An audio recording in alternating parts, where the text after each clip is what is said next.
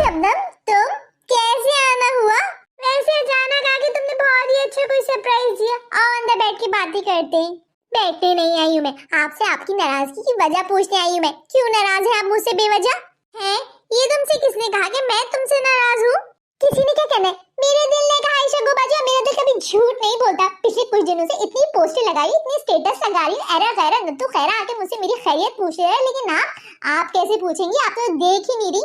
आपको पता है शग्गो बाजी, पिछले 4 दिनों से 4 तरह की बीमारी, 2 तरह के डिप्रेशन, 5 से 10 तरह की परेशानी का शिकार हो चुकी हूँ। हर परेशानी, हर डिप्रेशन, हर बीमारी का स्टेटस लगाया, आके ना आपने नहीं पूछा। शग्गो बाजी आप सच सच बताएं, मुझसे क्यों नाराज है?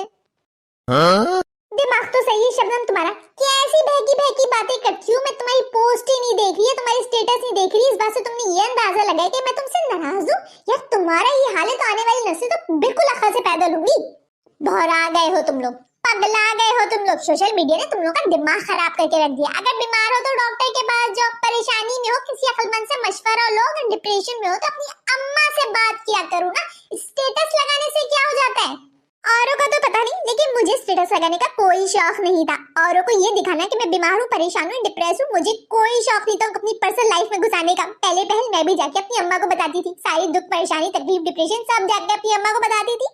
मेरी अम्मा सारी बातें सुन के ऐसे जवाब देती थी ना कि 14 तबक रोशन हो जाते थे। फिर मैंने अपनी अम्मा को बताना छोड़ दिया, स्टेटस लगाना शुरू कर दिया औरों की तरह। आखिर तुम्हारी अम्मा ऐसा बोल क्या देती थी जिसको सुन के तुमने उनको अपनी तकलीफ परेशानी बीमारी बताना छोड़ के सारी दुनिया को बताना शुरू कर दी, स्टेटस लगाना शुरू कर दी? कुछ खाती शगो बाजी, मुझे देने के लिए ना मेरी अम्मा के पास सिर्फ एक ही ताना था, मैं बीमार हूँ, परेशान हूँ, डिप्रेशन में हूँ। एक ही वजह होती थी उनकी नजर में, मेरा मोबाइल। मुझे किसी भी तरह की बीमारी होती थी ना, कहती थी मोबाइल की वजह से होगी। बुखार हो, पाँव का दर्द हो, गले का दर्द हो, गले के दर्द में कहती थी मोबाइल से जाके गरारे कर ले। अब आप ही मुझे बताएं, मेरी बीमारी का मोबाइल से क्या लेना देना यार? और सिर्फ इतना ही नहीं, दोस्त बेवफा निकले, पड़ोस वाली आंटी से झगड़ा हो जाए, रिश्तेदारों से दिमाग न मिलते हो, उनके पास सिर्फ एक वजह होती थी, मेरा मोबाइल। ये सब सुनते सुनते बर्दाश्त करते करते मैं डिप्रेशन में चली जाती थी। कहती थी और करो मोबाइल इस्तेमाल देर रात तक, इसी डिप्रेशन में गई होगी। ये सब भी बर्दाश्त है शग्गू बाजी। आखिर तो उन्होंने हद ही कर दी, कहीं जंग शुरू हो तो पहला बम तेरे मोबाइल पे आके गिरे, ताकि तेरा मोबाइल से यूज करना छूटे।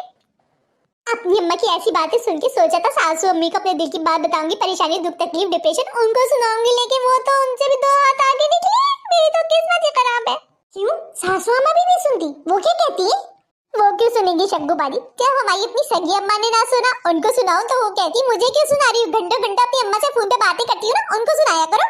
ऐसे सच कहूं शग्गू बाजी, सही का पक्का फाते अमल हुआ है। जिस मोबाइल को अम्मा कोसती थी ना, जल जाने की बद्दुआएं देती थी, आज उसी मोबाइल के जरिए शादीशुदा लड़कियों से बात करती है। ये अम्मा उनकी तस्वीरें देखती है। पहले तो कहती थी हाथ से मोबाइल नहीं छूटता, अब कहती है हाथ में मोबाइल ले लो।